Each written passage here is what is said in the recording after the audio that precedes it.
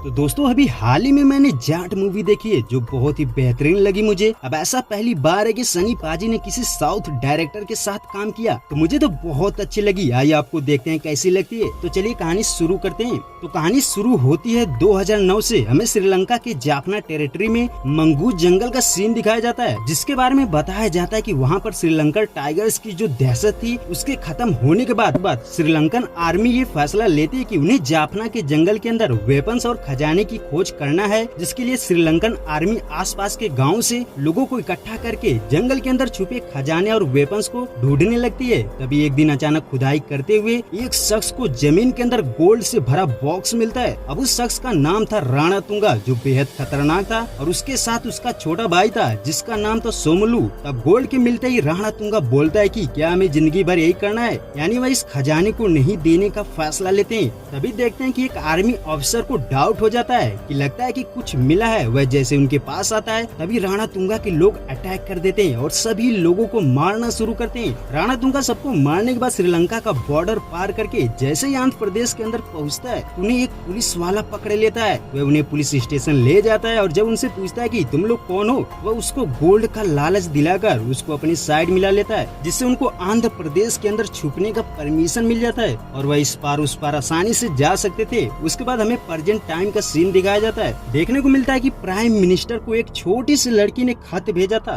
जो आंध्र प्रदेश के प्रकाशम जिले के मोटूपल्ली गांव से थी। वह कहते कि हम बहुत मुसीबत में हैं। मेरे भाई आपको अपने अंगूठे काट कर भेज रहे हैं। अगर आप हमारी मदद नहीं करेंगी तो हमारे अंगूठे की जगह आपको हमारे सर मिलेंगे। अब ये बात पढ़कर प्राइम मिनिस्टर बहुत दुखी होती है। वह सबसे पहले सीबीआई ऑफिसर सत्यमूर्ति को बुलाती है और उसको खत दिखाती है और कहती है कि मुझे उन बच्ची के आंसू दिखाई दे रहे हैं, हमें उसकी मदद करनी चाहिए। वैसे तो हम कहते हैं कि हम डेवलप हो चुके हैं, बट उस बच्ची को मदद करने के लिए यहाँ तक आना पड़ा। उसके बाद पीएम सत्यमूर्ति को मोटूपल्ली भेजती है और कहती है कि वहाँ की सिचुएशन पता करो और हमें उसके बारे में बताओ। फिर क्या सत्यमूर्ति निकल पड़ता है। उसके बाद मोटूपल्ली गांव का सीन दिखाया जाता है। हम देखते हैं कि एक किसान अपने खेतों को जोत रहा था, तभी उसे जमीन के अंदर कुछ दिखाई देता है। जब वह देखता है तो एक आदमी मरा पड़ा था। उसके बाद पता चलता है कि बहुत सारे लोगों को मारकर खेत के अंदर गाड़ दिया गया था। अब सारे किसान खेत से उन लाशों को गांव के अंदर लाते हैं और जब ये बात पुलिस वालों को पता चलती है तो एक विजय लक्ष्मी नाम की ऑफिसर थी जो हिम्मत करके उन गांव वालों के पास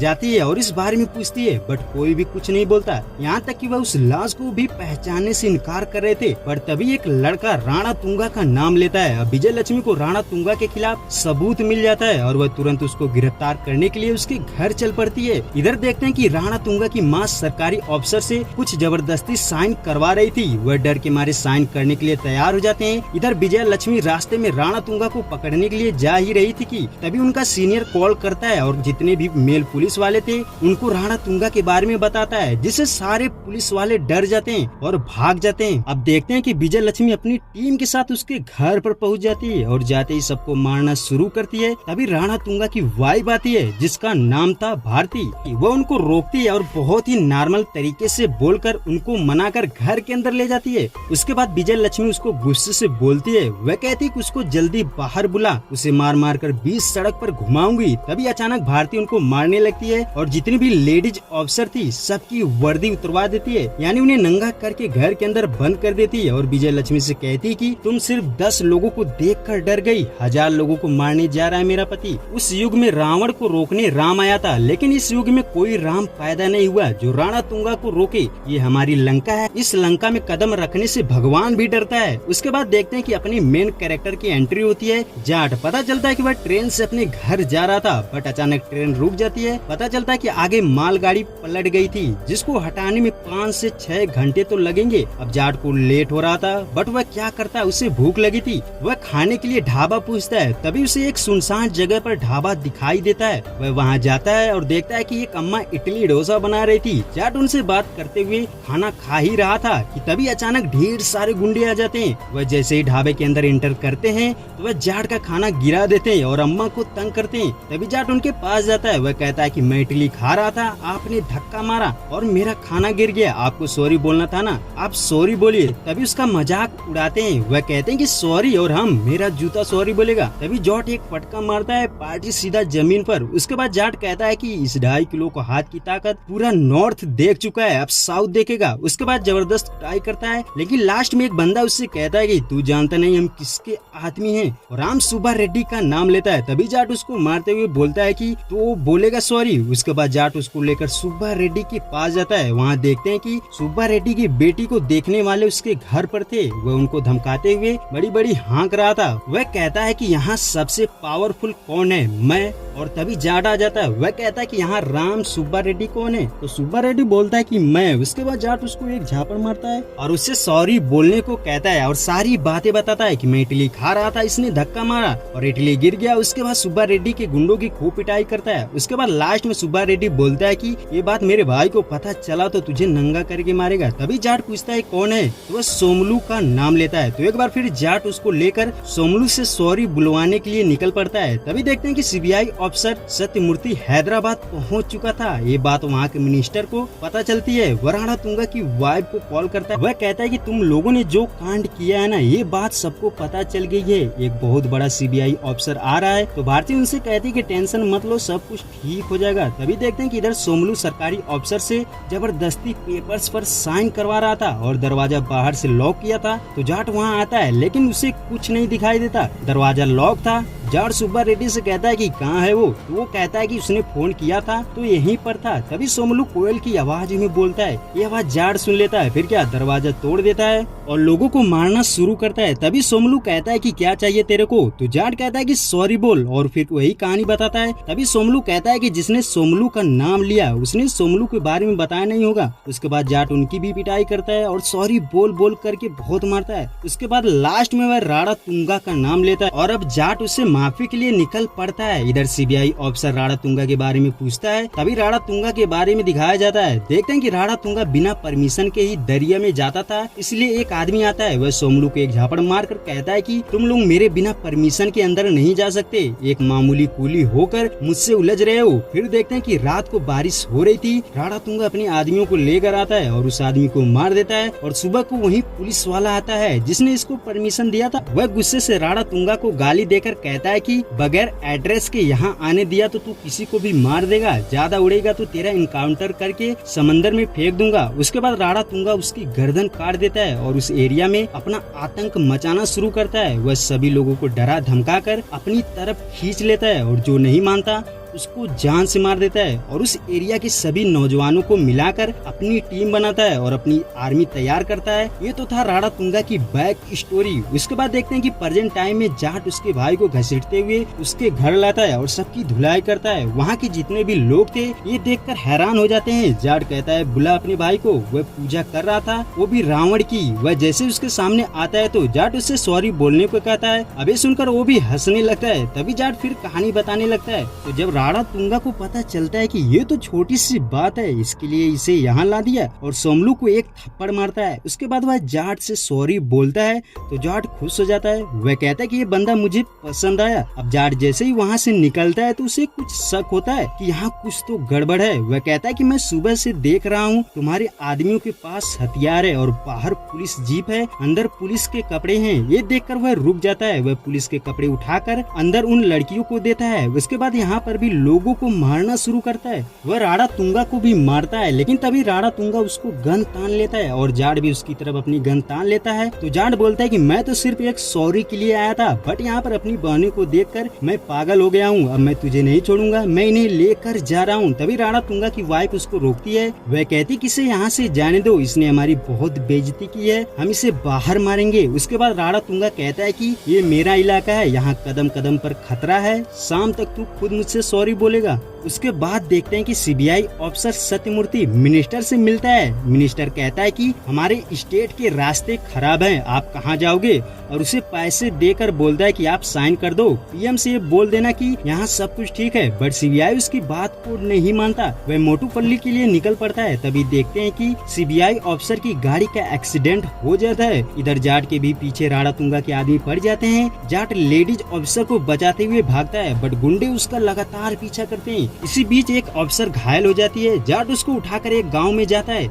यहाँ उनसे मदद मांगता है लेकिन कोई भी बाहर नहीं निकलता। तभी लड़की पानी मांगती है, इसलिए जाट पानी के लिए इधर उधर खोजता है। तभी एक औरत पानी लेकर आती है। जाट उस पानी को जैसे ही पिलाने जाता है, अफसर मर जाती है। उसके बाद राणा तुंगा फोन करता है और जाट को धमकाते हुए कहता है कि मैंने बोला था ना, लेकिन तू नहीं माना। अब एक एक करके तेरी सभी बहनों को मार दूंगा। अब जाट हैरान हो जाता है, वह राणा तुंगा के बारे में पूछता है। तभी विजया लक्ष्मी राणा तुंगा की सारी सच्चाई बताती है। वह कहती कि इसकी शुरुआत स्विट्जरलैंड के दावोस से होती है। वहाँ एक शख्स था जिसके साथ हैदराबाद के मिनिस्टर की मीटिंग फिक्स थी। वह आदमी उनसे कहता है कि जब हिरोशिमा और नागासाकी में अटैक हुआ था, उसके बाद 6 साल से वर्ल्ड वार चल रहा था, बट वह वर्ल्ड वार 6 दिनों में खत्म हो गया। यानी तभी हमें यूरेनियम की पावर के बारे में पता चला। उसी से मिलता जुलता थोरियम है जिसके पास बहुत पावर है, यानी वह बहुत महंगा था और बेहद खतरनाक था। तो मिनिस्टर बोलता है कि तो मुझे क्यों बुलाया। तो पता चलता है कि साउथ में आंध्र प्रदेश के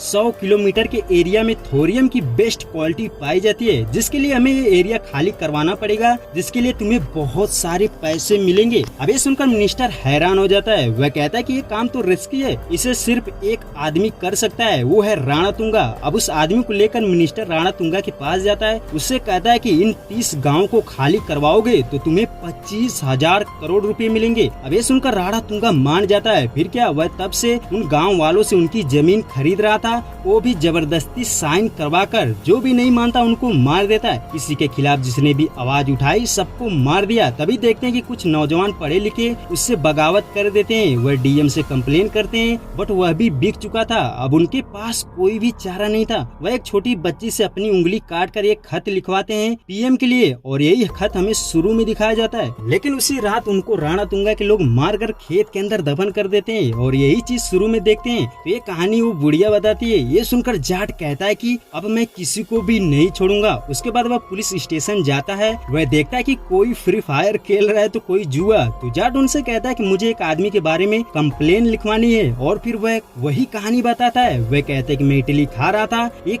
आदमी ने धक्का मारा, इडली गिर गया। फिर मैंने उसको सॉरी बोलने को कहा, बट वह नहीं माना। फिर मैंने उसको मारा। फिर उसने सुब्बा रेड्डी का नाम लिया, मैंने उसको भी मारा। उसके बाद उसने सोमलू का नाम लिया, मैंने उसको भी मारा। यानी जब सोमलू नाम लेता है तो सबकी हवा टाइट हो जाती है, वह शॉक्ड हो जाते हैं। तभी राणा तुंगा का नाम लेता है तो वो और भी हैरान हो जाते हैं। मेन अफसर हैरान होकर कुर्सी से उड़ जाता है। वह उसके पास आते हैं और उससे कहता है कि क्या बे, ये तमाशा क्यों कर रहा है, तुमने सबको मारा। तभी जाट उन लेडीज अफसर को बुलाता है। उन्हें देखते ही अफसर हंसने लगते हैं और उन लड़कियों का मजाक उड़ाते हैं, पर जाट उनको मारने लगता है। लेकिन तभी अचानक उसको बांध दिया जाता है और अफसर सोमलू को फोन करता है। वह कहता है कि सर मैंने उसको पकड़ लिया है। तभी सोमलू कहता है कि उसको हाथ मत लगाना, मैं उसे मारूंगा। अब देखते हैं कि सोमलू जाट के पास आता है और उससे कहता है कि पता है तुझे अन्ना ने क्यों नहीं मारा, क्योंकि तुझे मैं मारूंगा। फिर उसे मारने लगता है और बहुत मारता है। बट तभी एक अफसर जाट को देखकर हैरान हो जाता है। वह वहाँ से भागते हुए कहीं जाता है और फिर एक तस्वीर देखता है। वह कहता है कि उसे मत जगाओ, वो कोई मामूली आदमी नहीं है। लेकिन उसकी बात कोई नहीं मानता।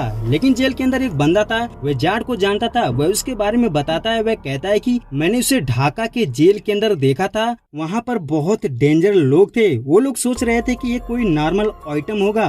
वो लोग ये सोचकर उससे भीड़ जाते हैं। फिर इसने उनको जो मारा ना, मैं पहली बार जिंदगी में ऐसा देखा। वह सोमलू से कहता है कि इससे पंगा मत लेना, ये नॉर्मल आइटम नहीं है, इसे पूरा जेल प्यार से बुलडोजर कहता है। अब उसके इतना कहने पर भी सोमलू नहीं मानता। वह जाट को मारने की कोशिश करता है। उसके बाद जाट जंजीर तोड़कर सबको मारना शुरू करता है। वह सबको मारकर ऊपर लटका देता है और सोमलू को भी मार देता है, और मारने के बाद वहाँ से चला जाता है। तभी देखते हैं कि राणा तुंगा वहाँ आता है। वह सब देखकर हैरान हो जाता है। वह अपने भाई को देखकर दुखी था, लेकिन जले पर नमक छिड़कने जेल में बंद बंदा आ जाता है। वह उसे चिढ़ाता है कि अच्छा हुआ तू लेट आया, नहीं तो तू भी ऊपर लटका होता। उसके बाद देखते हैं कि राणा तुंगा उसको ही मार कर लटका देता है। उसके बाद सीबीआई को पता चलता है कि जाफना टाइगर्स का मेन क्रिमिनल अब भी जिंदा है, जिसका नाम है कारिकालन, जो राणा तुंगा ही था। सीबीआई सत्यमूर्ति घबरा जाता है कि ये तो इंटरनेशनल क्रिमिनल है। उसके बाद सीबीआई अफसर आर्मी को कॉल करता है। वह कहता है कि आप लोग अपनी बटालियन भेजो, वह इंटरनेशनल क्रिमिनल है। बट तभी आर्मी अफसर बोलता है कि ठीक है,